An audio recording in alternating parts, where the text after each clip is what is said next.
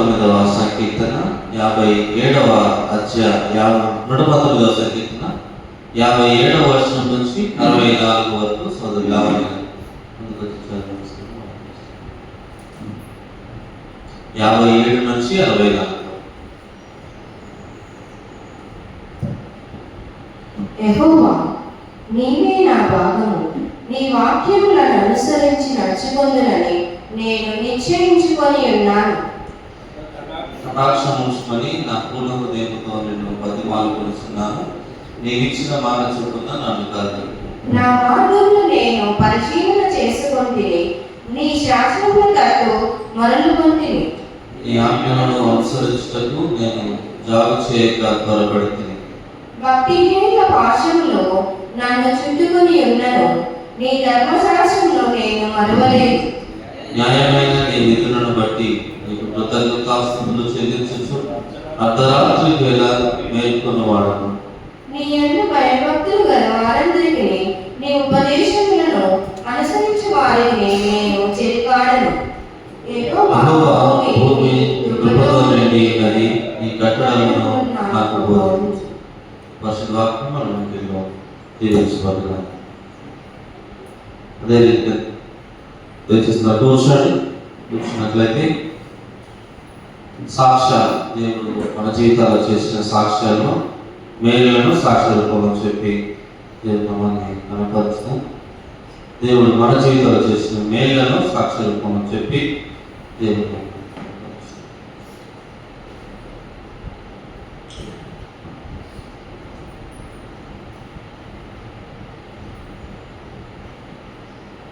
ఆదికాండము 49వ అధ్యాయము 27వ వచనం.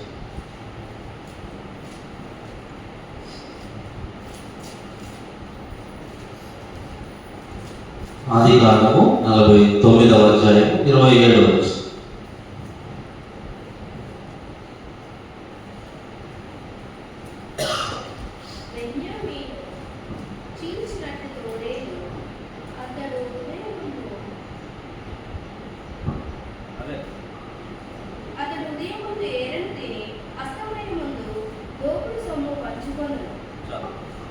పరిశుద్ధ వాక్యం మన ఇంటిలో దేవించగా కళ్ళు వస్తుందని ప్రార్థన చేసి పరిశుద్ధుడా ప్రేమగల తండ్రి జీవములు వేస్తూ నీకు స్తోత్రం ప్రజలిస్తూ ఉన్నాను. మా గొప్ప దేవానికి వందనాలు తండ్రి. 6 దినాలు పని చేసుకుని 7వ దినము ఈ మందిర ఆవరణంలో విశ్రాంతి దినము ప్రభా, ఈ ప్రభు దినముగా నేను ఆరాధించి నేను వ్యాపరించేటువంటి కృపను మా జీవితాలకు అనుగ్రహించాను. దాన్ని బట్టి మీకు వందనాలు చెల్లిస్తూ ఉన్నా. ఇంతవరకు పాటల ద్వారా, స్తుతుల ద్వారా, విజ్ఞాపనల ద్వారా విశ్రాంతి మీరు మేము వచ్చి ఉన్నాం. ప్రార్థనలు అంగీకరించి ఉన్నారని, మా స్తుతులను అంగీకరించి ఉన్నారని విశ్వసిస్తూ ఉన్నాం. ఈ సమయంలో ప్రభా మేము ఈ వాక్యాన్ని ధ్యానిస్తూ ఉండగా విశ్రాంతిని మా మధ్య ఉంచండి. ఈ యొక్క ఆత్మీయ విషయంలో వాకులతో మీరు మాతో మాట్లాడండి. వినగలిగే చెవులను, గ్రహించేటువంటి మనస్సును, సరిచేసినటువంటి హృదయాన్ని మా జీవితాలను అనుగ్రహించమని యేసు నామములో అడుగుతున్నాము తండ్రి. ఆమేన్. నీ వాక్యము నా పాదములకు దీపము దీపము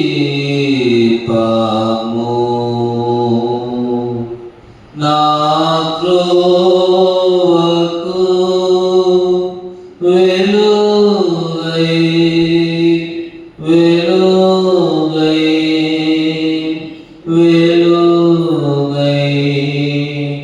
యునాటి దీపము నీ ధర్మశాస్త్రము నాకెంతో ప్రియము. నీ న్యాయ విధులు నాకాహారం.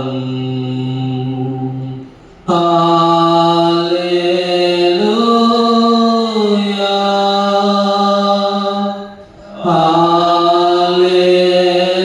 హల్లెలూయా నాదుడేసుకు క్రీస్తు రాజు రాజుకు హల్లెలూయా.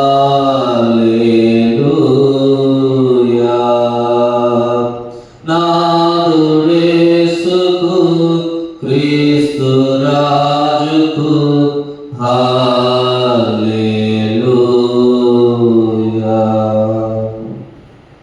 హల్లెలూయా. మరి యొక్క వారము ఈ విధంగా దేవుని సన్నిధిలో గడిపేటువంటి భాగ్యంలో దేవుడు మనందరికీ అనుగ్రహించిన దానిని బట్టి దేవుని స్తుతిస్తూ ఉన్నాను. హల్లెలూయా. ఈరోజు ఏర్పాటు చేయబడినటువంటి అంశం ఏంటంటే శేషము. హల్లెలూయా. శేషము అనేటువంటి అంశాన్ని మీతో పంచుకోవాలని సిద్ధపడి రావడం జరిగింది. శేషము అంటే మిగిలిపోయింది అని అర్థం. పెద్దలు ఒక మాట చెప్తా ఉంటారు, ఏంటంటే శత్రుశేషాన్ని కానీ, రోగశేషములు కానీ, రుణశేషము కానీ, అగ్నిశేషము కానీ మీరు మిగల్చొద్దు అని చెప్తా ఉంటారు. కారణం ఏంటంటే శత్రుశేషాన్ని మిగిలిస్తే వారు మన మీదకి వచ్చేటువంటి ప్రమాదం ఉంది కాబట్టి శత్రుశేషాన్ని మీరు మిగల్చొద్దు. రెండోది రోగశేషాన్ని కూడా మిగల్చొద్దు అంటారు. అంటే కొంచెం రోగం మిగిలినా సరే మరలా ఆ రోగం తిరగబడేటువంటి ప్రమాదం ఉంది కాబట్టి రోగశేషాన్ని కూడా మీరు మిగల్చొద్దు అంటారు. అంతేకాదు మూడవది అగ్నిశేషము. అంటే అగ్నిశేషం అంటే కొంత నింపైనా సరే అది ఎక్కువ మొత్తాన్ని కాల్చివేస్తుంది కాబట్టి అగ్నిశేషాన్ని మీరు మిగల్చొద్దు. నాలుగవది రుణశేషము. హల్లెలూయా. రుణశేషం అంటే అర్థం ఏంటంటే అప్పు కొంచెమైనప్పటికీ కూడా అది పెరిగి చాలా పెద్ద మోతాదులో అవుతుంది కాబట్టి రుణశేషాన్ని మీరు మిగల్చొద్దు అని చెప్పేసి పెద్దలు చెప్పినటువంటి మాటగా మనం చూస్తూ ఉంటాం. అయితే బైబిల్లో మనం చూస్తే బైబిల్ అంతా కూడా శేషం గురించి మాట్లాడుతూ ఉంది. హల్లెలూయా.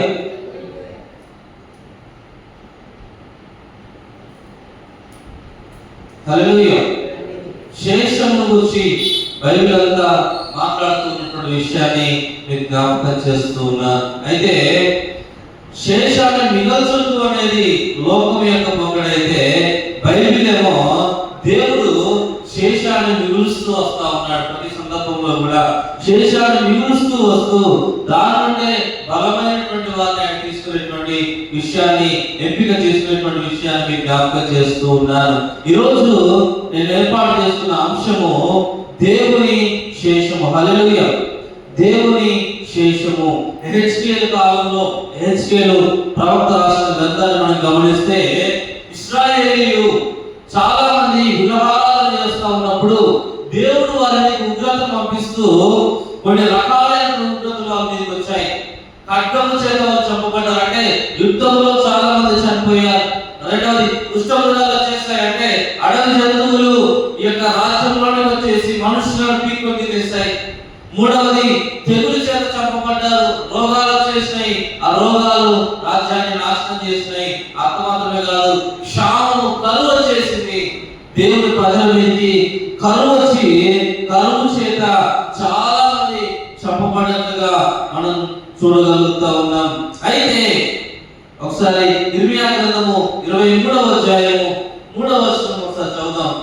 ఇర్మియా గ్రంథము 23వ అధ్యాయము 3వ వచనం.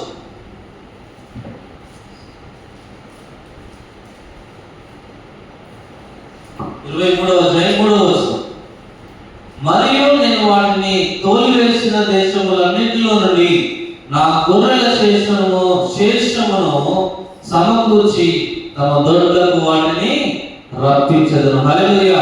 ఇక్కడ దేవుడు చెప్తా ఉన్నాడు, ఇశ్రాయేలీయులు చాలా మంది చంపబడ్డారు, చాలా మంది బానిసలుగా మారిపోయారు. కానీ కొంతమంది దేవుడు చెప్తా ఉన్నాడు, గొర్రెలన్నిటిని సమకూరుస్తాను. గొర్రెలు అంటే గొర్రెలు కాదు, కానీ ఇశ్రాయేలు జనాంగాన్ని మరలా నేను సమకూరుస్తాను, వారి శేషం నేను ఆశీర్వదిస్తాను అనేటువంటి మాటను ఇక్కడ జ్ఞాపకము చేస్తా ఉన్నాడు. ఆ గొర్రెల శేషంలో సమకూర్చి తమ దొడ్లకు వాటిని రప్పించారు. ఇక్కడ శేషం అనేటువంటి మాటను మనం చూస్తా ఉన్నాము. రెండవది చూద్దాం. మీకా గ్రంథము 7వ అధ్యాయము 18వ వచనంలో కూడా చూస్తే మరొక మాట కూడా అక్కడ ప్రవక్త మీకా తెలియపరుస్తున్నాడు. 7వ అధ్యాయము 8వ వచనం. నా శత్రువా, అది నా మీద 18 తన స్వాస్థ్యంలో శేషించిన వారి దోషమును పరిహరించి వారు చేసిన అతిక్రమముల విషయమై వారిని క్షమించు దేవుడైన నీ సహాయుడైన దేవుడున్నాడా. ఇక్కడ కూడా మనం చూస్తున్నాం, తన స్వాస్థ్యంలో శేషించిన వారి దోషమును పరిహరించి, ఎవరైతే మిగిలిపోయారో వారి దోషమును నేను పరిహరిస్తాను అనేటువంటి మాటను దేవుడైనటువంటి యెహోవా ఇక్కడ తెలియపరుస్తున్నట్టుగా మనం చూస్తున్నాం. ఈ లేఖన భాగాలు మనం గమనిస్తే దేవుడు తన ఔన్నత్యాన్ని, తన ప్రేమను చూపిస్తూ శేషంలో నుంచి, మిగిలిపోయిన వారి నుంచి గొప్ప ఉన్నతమైనటువంటి వ్యక్తులను ఆయన ఏర్పాటు చేస్తున్నట్లుగా బైబిల్ గ్రంథంలో మనం చూడగలుగుతూ ఉన్నాం. అయితే ఇంతకుముందు మనం చదువుతున్న లేఖన భాగాలు మనం గమనిస్తే బెన్యామీను అనేటువంటి మాటను మనం అక్కడ చూస్తాం. 49:27 ఆదికాండం 49:27 చూస్తే బెన్యామీను అనేటువంటి మాటను మనం అక్కడ చూస్తా ఉన్నాం. ఈ రోజు ప్రత్యేకంగా బెన్యామీను అనేటువంటి గోత్రం యొక్క శేషాన్ని గురించి నేను జ్ఞాపకం చేస్తాను. బెన్యామీను యొక్క ఔన్నత్యాన్ని ఈ రోజు మనం ధ్యానం చేస్తున్నాం. ఆదికాండము 49వ అధ్యాయము 27వ వచనం మరొకసారి ఈ మాటలు చదువుతున్నట్లయితే, బెన్యామీను చీల్చునట్టి తోడేలు ఉదయమందు ఎరడు తిని అస్తమయమందు చాలు దోపుడు సొమ్మును పంచుకుని. ఈరోజు మన అంశము బెన్యామీను యొక్క శేషము. హల్లెలూయా. లేఖన భాగాలు మనం గమనిస్తే యాకోబు అనేటువంటి వ్యక్తి తన 12 మంది కుమారులను పిలిచి ఒక్కొక్కరికి ఒక్కొక్క ఆశీర్వాదమును, శాపములను తన మరణమునకు ముందు తెలియపరుస్తూ ఉన్నాడు. అందులో భాగముగా బెన్యామీను అనేటువంటి వ్యక్తిని గురించి మాట్లాడుతూ, నీవు చేర్చునట్టి తోడేలు. హల్లెలూయా.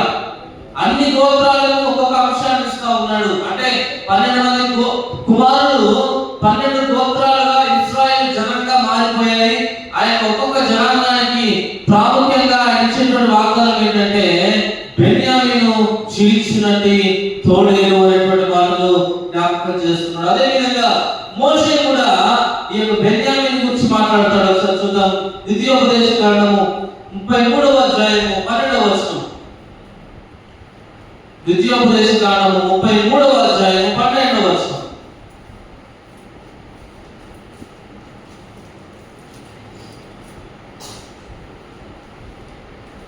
33వ అధ్యాయము 12వ వచనం. బెన్యామీను యెహోవాకు ప్రియుడు, ఆయన యొద్ద అతడు సురక్షితముగా నివసించును. దినమెల్లా ఆయన అతనికి ఆశ్రయమగును. ఆయన భుజముల మీద ఆయన నివసించు. ఇక్కడ మోషే మాట్లాడుతూ ఉంటున్నాడు. బెన్యామీను మొదటిది ఏంటంటే బెన్యామీను యెహోవాకు ప్రియుడు. రెండవదిగా చూస్తే ఆయన యొక్క బెన్యామీను సురక్షితంగా ఉంటాడు.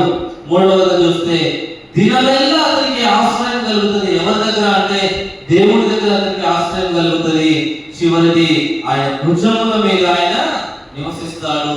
దేవుని యొక్క ఆశ్రయము ఇక బెన్యామీనుకు కలుగుతుంది అనేటువంటి మాటను జ్ఞాపకము చేస్తూ ఉన్నాడు. ఇక్కడ 2 భాగాలు చదివితే చీల్చినట్టు తోడేలు అంటా ఉన్నాడు. అతనికి క్షేమము, రక్షణ, ఆశ్రయం కలుగుతుంది అనేటువంటి మాటలను జ్ఞాపకం చేస్తూ ఉన్నాడు. ఎందుకు మరి ఈ విధంగా బెన్యామీను గోత్రాన్ని దేవుడు ఎందుకు ఏర్పాటు చేస్తున్నాడు అని అంటే దానికి గల కారణం ఏంటి అనేటువంటి విషయాన్ని మనం ఆలోచన చేస్తే ఆ కీర్తిని అంత గొప్ప మేలు పొందుకోవడానికి గల కారణం ఏంటి అంటే బెన్యామీను చేసిన గొప్పతనం ఏమీ లేదు, కానీ కేవలం తన కృపను బట్టి, ఆయన యొక్క ప్రేమను బట్టి ఈ బెన్యామీనీయులు ఆయన యొక్క ఔన్నత్యాన్ని, ఆయన ప్రేమను, తన రక్షణను పొందుకున్నారు అనేటువంటి విషయాన్ని ప్రభు పేరు మీకు జ్ఞాపకం చేస్తున్నాడు. బెన్యామీను చేసింది ఏమీ కూడా లేదు, కానీ ఆయన కృపను బట్టి వాళ్ళు ఈ ఆశీర్వాదాలను, ఈ ఔన్నత్యాలను వాళ్ళు పొందుకుంటూ ఉన్నారు. న్యాయాధిపతుల గ్రంథము 20వ అధ్యాయాన్ని మీరు ఒకవేళ గమనిస్తే ఇంటికి వెళ్ళి చదవగలిగితే 35వ 47వ వరకు అక్కడ ఒక మాట రాయబడింది, ఒక సందర్భాన్ని గురించి రాయబడింది. ఏంటి అంటే ఇశ్రాయేలు ప్రజలు ఒకనొక సందర్భంలో బెన్యామీను చేసిన తప్పును బట్టి 11 గోత్రాల వారు ఒకే ఒక గోత్రమైన బెన్యామీను మీద పడి దాదాపు 25,000 మంది బెన్యామీనులను చంపేశారు. హల్లెలూయా. 25,000 మందిని చంపేసినప్పుడు కేవలము 600 మంది అక్కడ మిగిలిపోయారు. 600 మంది శేషం మిగిలిపోయింది. ఆ శేషం అంతా కూడా రిమ్మోను అనేటువంటి కొండ మీదకి వెళ్ళి అక్కడ తలదాచుకున్నట్టుగా మనం చూస్తాం. ఎప్పుడైతే ఆ రిమ్మోను కొండ మీదకి వెళ్ళి తలదాచుకున్నారో ఆయన శేషం నుంచే దేవుడు గొప్ప వ్యక్తులను మరలా నెలకొల్పినాడు. అంటే ఆయన ఆ రోజు ఉగ్రత వచ్చింది, 25,000 మంది బెన్యామీనులు చనిపోయారు. ఆ ఉగ్రతను ఆయన కోపము దేవుడే అనుమతించాడు. కానీ మరలా ఆ శేషమును, మిగిలిపోయిన శేషమును మరలా ఆయన జ్ఞాపకం చేసుకుంటున్నాడు. కారణం ఏంటి అంటే ఆయన ముందుగానే వాగ్దానం చేశాడు. యాకోబు ద్వారా వాగ్దానం చేశాడు, మోషే ద్వారా వాగ్దానం చేశాడు. ఆ వాగ్దానము ఇక్కడ తర్వాత లేఖన భాగాల్లో నెరవేరినట్టుగా కూడా బైబిల్లో మనము చూడగలుగుతా ఉంటాం. కేవలము 600 శేషం నుంచి ఎటువంటి వ్యక్తులు ఆయన ఏర్పాటు చేసుకున్నాడు అంటే ఒక 5 విషయాలను ఈరోజు జ్ఞాపకం చేసి నేను ముగిస్తాను. హల్లెలూయా. మొదటిది న్యాయాధిపతులను ఆయన ఏర్పాటు చేసుకున్నాడు. హల్లెలూయా. ఈ యొక్క 600 శేషముల నుంచి మొట్టమొదటిగా న్యాయాధిపతులు అనేటువంటి వారు వచ్చారు. న్యాయాధిపతులు అంటే ఎప్పుడైతే ఇశ్రాయేలు ప్రజలు కనాను దేశంలో ప్రవేశించారో వారి జీవితంలో రాజు లేడు కానీ న్యాయాధిపతులు ఉన్నారు. న్యాయాధిపతులు చేసే పని ఏంటి అంటే ఎవరైతే ప్రజలు సమస్యల్లో వస్తారో, న్యాయాధిపతులు వస్తారో వారికి న్యాయం చెప్పాలి. అంత మాత్రమే కాదు, వారి యొక్క ప్రజలను వారు ఒకవేళ వారు రక్షించుకునేటువంటి వారుగా, అవసరమైతే యుద్ధాలు చేసేటువంటి వారుగా వాళ్ళు ఉండాలి. ఆ విధంగా న్యాయాధిపతులు వాళ్ళు రాజ్యానికి ముందుగా ఉండి నడిపించేటువంటి ఒక గొప్ప ఉన్నతమైన స్థానంలో వారికి దేవుడు కల్పిస్తా ఉన్నాడు. అయితే ఈ యొక్క న్యాయాధిపతులలో రెండవ వ్యక్తి గురించి మనం ఆలోచన చేస్తే, న్యాయాధిపతుల గ్రంథము 2వ అధ్యాయం మనం ఆలోచన చేస్తే, రెండవ న్యాయాధిపతి గురించి మనం ఆలోచన చేస్తే యెహూదు అనేటువంటి న్యాయాధిపతి మనకు కనబడతాడు. న్యాయాధిపతుల గ్రంథము 3వ అధ్యాయంలో ఈ వ్యక్తి గురించి రాయబడింది. ఇతని పేరు యెహూదు. హల్లెలూయా. ఈ యెహూదు అనేటువంటి వ్యక్తి రెండవ న్యాయాధిపతిగా మనకు కనబడతాడు. ఇతను కూడా బెన్యామీను గోత్రానికి చెందినటువంటి వ్యక్తి. హల్లెలూయా. ఈ వ్యక్తి కూడా బెన్యామీను గోత్రానికి చెందినటువంటి వ్యక్తిగా మనం చూడొచ్చు. యెహూదు ద్వారా దేవుడు చాలా ఘనమైనటువంటి కార్యాలు జరిగించాడు. ఒక సందర్భాన్ని న్యాయాధిపతుల గ్రంథం 3వ అధ్యాయంలో మనం మీరు గమనిస్తే అక్కడ యెహూదు జరిగించినటువంటి కార్యాల గురించి రాయబడ్డాయి.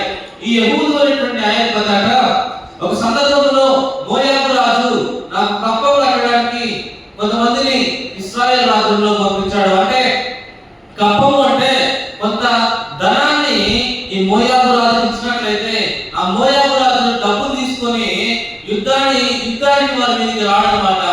ఆ విధంగా ఉండడానికి మోయాబు రాజు డబ్బులు అడిగినప్పుడు ఈ యొక్క యెహూదు దానికి వ్యతిరేకించినట్లుగా మనం చూస్తాం. వ్యతిరేకించడం మాత్రమే కాదు కానీ ఒకసారి మోయాబు రాజు దగ్గరికి వెళ్ళాడట, డబ్బు తీసుకుని వెళ్ళాడు. డబ్బు తీసుకుని వెళ్ళి అక్కడ కొంతమందికి తన డబ్బులు ఇచ్చేసాడు. ఇచ్చిన తర్వాత ఆ రాజుతో మాట చెప్పాడట. రాజుతో మోయాబు రాజుతో చెప్తా ఉన్నాడు, నీతో ఒంటరిగా నేను మాట్లాడాలని చెప్పాడట. ఒంటరిగా నీతో మాట్లాడాలని చెప్పేసి ఒక గదిలోకి తీసుకెళ్ళిపోయిన తర్వాత ఈ యొక్క యెహూదు అనేటువంటి వ్యక్తి ఎడమ చేతి వాడమరాడు కాబట్టి తన ఎడమ వైపు తొడకు ఆ కత్తిని తన వస్త్రంలో చుట్టు పెట్టుకున్నాడు. ఆ కత్తిని వస్త్రంలో చుట్టు పెట్టుకొని ఈ యొక్క మోయాబు రాజును ఒక గదిలోకి తీసుకుని వెళ్ళిన తర్వాత ఆ వ్యక్తి స్థూలకాయుడు రాయబడి, అంటే చాలా కొవ్వు కలిగినటువంటి వ్యక్తి. అక్కడ ఒక మేడ గదిలో ఆ వ్యక్తి కూర్చున్నాడు.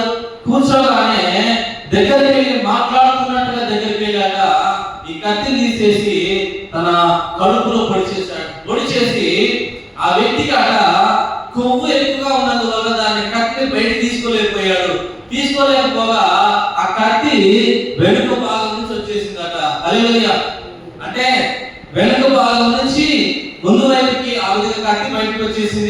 బయటకు వచ్చేసింది. ఆ వ్యక్తి ఆ కత్తి తీసుకోలేకపోతా ఉన్నాడు. ఈ యొక్క యెహూదు ఏం చేశాడంటే వెనుక వైపు ఉన్న గేట్ దగ్గరికి వెళ్ళి ఆ తలుపు గడియ పెట్టి వెనుక నుంచి వెనక్కి పారిపోయాడు. హల్లెలూయా. ఆ తర్వాత మనం చూస్తే ఆ యొక్క ప్రజలందరూ వచ్చి చూసేసరికి ఆ యొక్క మోయాబు రాజు చచ్చిపడిపో ఉండడం. ఆ తర్వాత మనం గమనిస్తే ఈ యెహూదు అనేటువంటి వ్యక్తి పారిపోయి వెళ్ళి మన్య ప్రదేశానికి వెళ్ళాక ఒక బాగా ఊదాడు. ఒక ఊరను ఊది ఈ మోయాబీయులను దేవుడు మనకి ఈరోజు మనకు అనుగ్రహించబోతా ఉన్నాడు. మనం వెళ్ళి వారిని జయించుదామని చెప్పేసి ఇశ్రాయేలీయులందరూ కలిసి మోయాబు దేశాన్ని ఆక్రమించుకున్నట్లుగా వారి మీద గొప్ప జయము దేవుడు అనుగ్రహించినట్లుగా మనం చూస్తా ఉన్నాం. హల్లెలూయా. ఏదో నేను చెప్తా ఉన్నాను, ఏదో ఉపాయం చేసేసి అంటే నీకేదో చెవిలో చెప్తానని చెప్పి ఆ వ్యక్తిని గదిలోకి తీసుకువెళ్ళి ఒక ఉపాయంలో ఆ వ్యక్తిని చంపేశాడు. ఈ వ్యక్తిని గురించి రాయబడింది. ఈ వ్యక్తి 3వ అధ్యాయం న్యాయాధిపతుల గ్రంథము 3వ అధ్యాయం 15వ వచనం చూస్తే, న్యాయాధిపతుల గ్రంథము 3వ అధ్యాయం 15వ వచనం, ఇశ్రాయేలీయుల్లో యెహోవాకు మొరపెట్టగా బెన్యామీనీయుడైన గెరా కుమారుడగు యెహూదను రక్షకుని వారి కొరకు నియమించెను. అతడు ఎడమ చేతి పనివాడు. హల్లెలూయా. ఈ వ్యక్తి అట ఎడమ చేతి పనివాడు అని రాయబడింది. బెన్యామీను గోత్రానికి చెందినటువంటి ఈ యెహూదా ఎడమ చేతి వాటం గలవాడు. లోకంలో కూడా మనకు తెలుసు ఎడమ చేతి వాటం గలవాడిని ఏమంటారంటే చాలా తెలివి గల వారిగా పరిగణిస్తూ ఉంటారు. చిన్నప్పుడు స్కూల్లో చదువుకునేటప్పుడు ఒక వ్యక్తి 2 చేతులతో రాస్తా ఉన్నాడు. ఎడమ చేతితో రాస్తా ఉన్నాడు, కుడి చేతితో రాస్తా ఉన్నాడు. అయితే స్కూల్ టీచర్ వచ్చి 2 చేతులతో రాస్తున్నావు ఎందుకు అంటే ఆ వ్యక్తి అన్నాడు, సార్ నాది అసలైతే లెఫ్ట్ హ్యాండ్, నాది ఎడమ చేయి, కానీ మా డాడీ అందరిలా అంటే నువ్వు ఎడమ చేతితో రాస్తూ తిడుతున్నాడు కాబట్టి నేను కుడి చేతితో రాస్తున్నాను అంటే ఆ టీచర్ చెప్పాడు, నువ్వు ఎడమ చేతితోనే రాయాలి, ఎందుకంటే నీలాంటి వాళ్ళు అరుదుగా ఉంటారు, అంటే ఆ వ్యక్తులు అరుదుగా ఉంటారు, తెలియగలిగిన వాళ్ళుగా ఉంటారు, కాబట్టి నువ్వు ఎడమ చేతితోనే రాయని చెప్పి టీచర్ చెప్పాడు. కారణం ఏంటి అంటే ఎడమ చేతి వారము చాలా అరుదుగా ఉంటారు. అంత మాత్రమే కాదు, చాలా జ్ఞానమును కలిగినటువంటి వారిగా మనం చూడొచ్చు. ఈ యెహూదు కూడా చాలా జ్ఞానం కలిగినటువంటి వ్యక్తిగా, యుక్తి కలిగినటువంటి వ్యక్తిగా మనము చూడగలుగుతూ ఉన్నాం. బెన్యామీను గోత్రంలో ఈ వ్యక్తి ఒక ఉన్నతమైనటువంటి న్యాయాధిపతిగా మనం చూడవచ్చు. అంత మాత్రమే కాదు, కానీ ఈ యెహూదా మాత్రమే కేవలము ఎడమ చేతి వాడడం వల్ల వాడు కాదు, కానీ ఈ న్యాయాధిపతుల గ్రంథం 20వ అధ్యాయం 16వ వచనం మనం ఒకసారి చూస్తే, 20వ అధ్యాయం 16వ వచనం, 20వ అధ్యాయం 16వ వచనంలో చూస్తే, ఆ సమస్త జనములో నేర్పరచబడిన 700 మంది ఎడమ చేతి వాటము గలవారు. హల్లెలూయా. బెన్యామీనీయుల్లో ఎంతమంది అట? కేవలం యెహూదా మాత్రమే కాదు, కానీ 700 మంది ఎడమ చేతి వాటం గలవారు. హల్లెలూయా. ఆ విధంగా బెన్యామీనీయులను దేవుడు ఒక జ్ఞానము చేత వారిని ఏర్పాటు చేసుకున్నాడు. ఒకప్పుడు శేషమే 600 మంది, కానీ వారిలో గొప్ప ఉన్నతమైనటువంటి జ్ఞానవంతులను దేవుడు పుట్టించినట్లుగా మనం చూస్తూ ఉన్నాం. ఎంతో ఎడమ చేతితో పనిచేసేటువంటి వారిని, ధైర్యవంతులను ఆయన ఈ బెన్యామీను గోత్రంలో ఆయన ఏర్పాటు చేసుకున్నాడు. ఒక న్యాయాధిపతిగా, శత్రువులను రక్షించడానికి ఒక న్యాయాధిపతిగా ఆయన ఏర్పాటు చేసుకున్నాడు. ఏదైతే ద్వితీయోపదేశ కాలంలో మోషే ద్వారా చెప్పబడిందో, యాకోబు ద్వారా చెప్పబడిందో, ఆ వాగ్దానము ఈ న్యాయాధిపతుల గ్రంథంలో నెరవేరబడింది. హల్లెలూయా. శేషమును ఆయన ఆశీర్వదించాడు. ఆయన బెన్యామీను చీల్చినట్టు తోడేలుగా మార్చబడినట్టుగా మనం చూస్తాం. మొదటిది న్యాయాధిపతులను ఆయన ఏర్పాటు చేసుకున్నాడు. రెండవది రాజులు ఈ బెన్యామీను గోత్రంలో జన్మించారు. మొదటి సమూయేలు గ్రంథము 10వ అధ్యాయము 21వ వచనం. మొదటి సమూయేలు గ్రంథము 10వ అధ్యాయము 21వ వచనం. 10వ అధ్యాయం 21వ వచనం చదవగలుగుతారు. బెన్యామీను గోత్రము వారి ఇంటి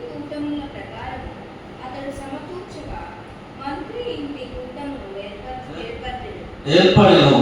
తరువాత కీషు కుమారుడైన సౌలు ఏర్పడెను. హల్లెలూయా.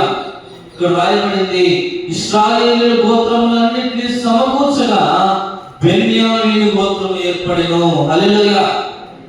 మొదటి రాజును వాళ్ళు తయారు చేసుకోవడానికి, ఏర్పాటు చేసుకోవడానికి, ఎంపిక చేసుకోవడానికి చీట్లు వేస్తా ఉన్నారట. చీట్లు వేస్తూ ఉన్నప్పుడు మొట్టమొదటి రాజు ఎవరు అంటే బెన్యామీను గోత్రం నుంచి వచ్చేసింది. హల్లెలూయా.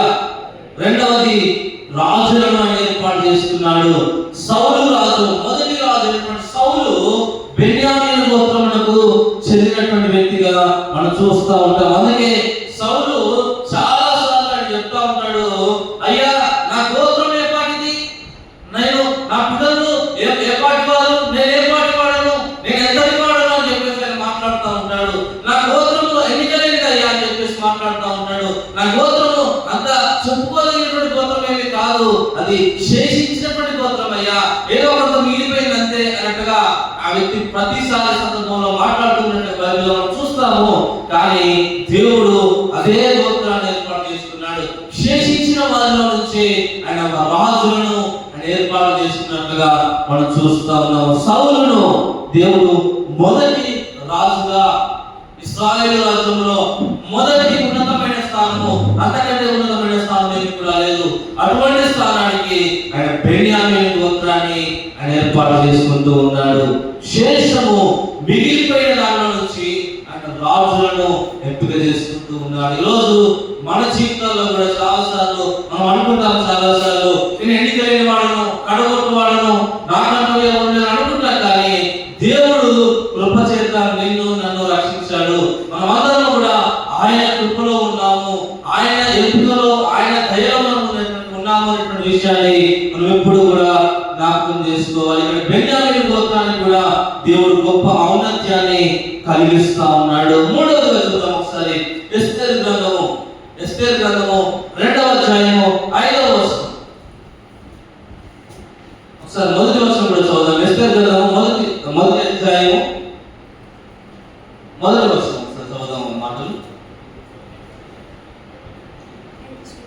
ఎస్తేరు గ్రంథము 1వ అధ్యాయం. ఆ దినములు గడిచిన తర్వాత రాజు సాక్ష్యాన్ని ఎస్తేరు గ్రంథము 1వ అధ్యాయము 1వ వచనం. అహష్వేరోష దినములలో జరిగిన చర్యల వివరముల హిందూ దేశము మొదలుకొని కుషా దేశము వరకు 127 సంస్థానములను అహష్వేరోష ఏడెను. అదే విధంగా 2వ అధ్యాయము 15వ వచనం. 2వ అధ్యాయము 15వ వచనం. యోర్దోకై తన కుమార్తెగా స్వీకరించుకున్న తన పినతండ్రి అయిన అబీహీలు కుమార్తెయగు ఎస్తేరు రాజునంతకు వెళ్ళుటకు వచ్చినప్పుడు స్త్రీలను సాయి రాజు యొక్క పండుడైన ఏగే నిర్ణయించిన అలంకారము గాక ఆమె మరి ఏమి ఇక్కడ మూడవదిగా మనం గమనిస్తే మొర్దెకై అనేటువంటి మాటను కూడా చూస్తా ఉన్నాం. మొర్దెకై అనేటువంటి మాట ఎస్తేరు గ్రంథం 1వ అధ్యాయం 1వ వచనంలో ఏమంటుందనంటే అహష్వేరోషు దినములలో అనేటువంటి మాట చూస్తా ఉన్నాం. అహష్వేరోషు అన్యుల రాజు, అన్య సాంప్రదాయం కలిగినటువంటి రాజు. ఈ వ్యక్తి హిందూ దేశం మొదలుకొని, అంటే ఇది భారతదేశం, సింధు దేశము, భారతదేశం మొదలుకొని 127 సంస్థానాలకు అధిపతిగా, చక్రవర్తిగా ఉంటా ఉన్నాడు ఈ అహష్వేరోషు. అయితే ఈ అహష్వేరోషు తన దేశంలో ఒక ప్రధాని ఏర్పాటు చేసుకున్నాడు. ఈ ప్రధాని పేరు అంటే మొర్దెకై. హల్లెలూయా. మూడవ వ్యక్తి ఎవరు అంటే మొర్దెకై. ప్రధానులు ఈ బెన్యామీను గోత్రం నుంచి వచ్చారు. ఈ మొర్దెకై కూడా అన్య రాజుల కాలంలో ఈ విధంగా ప్రధానిగా ఉండడము చాలా ఆశ్చర్యకరమైనటువంటి విషయం. ఎందుకంటే అన్యులు యూదులను ఏమాత్రం కూడా ఓర్వరు, అంటే యూదులను ఏమాత్రం కూడా సహించరు. కానీ ఈ యొక్క అన్య రాజుల కాలంలో ఈ మొర్దెకై ప్రధానిగా ఉంటా ఉన్నాడు. ఏదో ఒక మూలన ఏదో విధంగా జీవించట్లేదు, కానీ ఆయన రాజ్యం మీద, అన్య రాజ్యంలో ఒక ప్రమాణిగా ఉంటా ఉన్నాడు. ఇతడు ఏ గోత్రంలోకి చెందినటువంటి వ్యక్తి అని అంటే బెన్యామీను గోత్రములకు చెందినటువంటి వ్యక్తిగా మనం చూస్తాం. మొర్దెకై గురించి చాలా మాటలు బైబిల్లో రాయబడ్డాయి. మొర్దెకై సుగుణవంతుడు అని చెప్పేసి, భక్తిపరుడు అని చెప్పేసి బైబిల్లో తెలియపరుస్తా ఉంది. ఒకసారి 10వ అధ్యాయం 3వ వచనం చూస్తే మొర్దెకై గురించి కూడా దేవుడు తెలియపరుస్తా ఉన్నాడు. ఒకసారి 10వ అధ్యాయము 3వ వచనం. యూదుడైన మొర్దెకై రాజైన అహష్వేరోషుకును ప్రధానమంత్రిగా నుండి తన వారందరితో సమాధానంగా మాట్లాడుతూ, మొదటిది ఏంటి అంటే తన వారందరితో సమాధానంగా ఉంటాడు ఈ యొక్క మొర్దెకై. రెండవది తన జనుల యొక్క క్షేమమును విచారించేవాడు. రెండవది క్షేమమును విచారించేటువంటి వ్యక్తి. మూడవది యూదులలో గొప్పవాడునై తన దేశస్థుల్లో చాలా మందికి ఇష్టడుగా ఉండడం. 3 విషయాలు ఇక్కడ రాయబడ్డాయి. ఈ మొర్దెకై ప్రధానమంత్రిగా ఉండడం మాత్రమే కాదు కానీ ఇతరాట తన జనుల క్షేమమును విచారించేటువంటి వ్యక్తి, నా ప్రజలు యొక్క క్షేమాన్ని గురించి లక్ష్యం పెట్టేటువంటి వ్యక్తిగా చూస్తా ఉన్నాం. రెండవది